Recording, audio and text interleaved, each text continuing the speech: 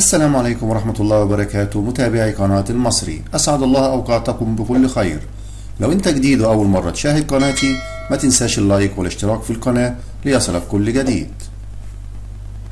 في مباراة قد تبدو سهلة لعناصر فريق ليفربول الذي تمكن من انتزاع صدارة الدوري الإنجليزي الممتاز من نادي توتنهام بجدارة بعد تغلبه عليه في مباراته قبل الماضية، حيث يستضيف فريق ليفربول على ملعب الانفيلد نادي ويست بروميتش في تمام الساعة 4:30 عصرا بتوقيت جرينتش أو 6:30 مساء بتوقيت القاهرة، في إطار الجولة 15 من الدوري الإنجليزي الممتاز، والتي يصفها متابعي الدوري الإنجليزي صراع القمة والقاع، حيث يمكن مشاهدة المباراة على قناة بي إن سبورت الأولى وكذلك قناة بي إن سبورت الثانية،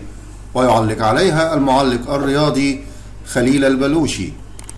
تمكن نادي ليفربول من التواجد على قمة الدوري الإنجليزي الممتاز في إطار صراع الاحتفاظ بدرع الدوري الإنجليزي الممتاز للعام الثاني على التوالي، حيث تمكن من تحقيق الفوز في 9 مباريات بالإضافة إلى التعادل في 4 مباريات دون أن ينهزم سوى في مباراته التي استضاف فيها نادي استون فيلا، وتعرض لهزيمة مفاجئة لكل المتابعين حيث انهزم منه ب7 أهداف مقابل هدفين، وبذلك يمتلك ليفربول 31 نقطة منحته صدارة الدوري الإنجليزي بفارق 4 نقاط عن أقرب منافسيه نادي ليستر سيتي.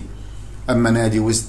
فعلى العكس تماما يتواجد في المركز قبل الأخير في ترتيب أندية الدوري الإنجليزي الممتاز، حيث يحتل حتى الآن المركز 19 برصيد 7 نقاط فقط، حيث خاض 14 مباراة لم يتمكن من تحقيق الفوز سوى في مباراة واحدة، في حين تعادل في 4 مباريات وانهزم في 9 مباريات، ليتواجد في المركز قبل الأخير متفوقا على نادي شفيلد يونايتد بفارق 5 نقاط.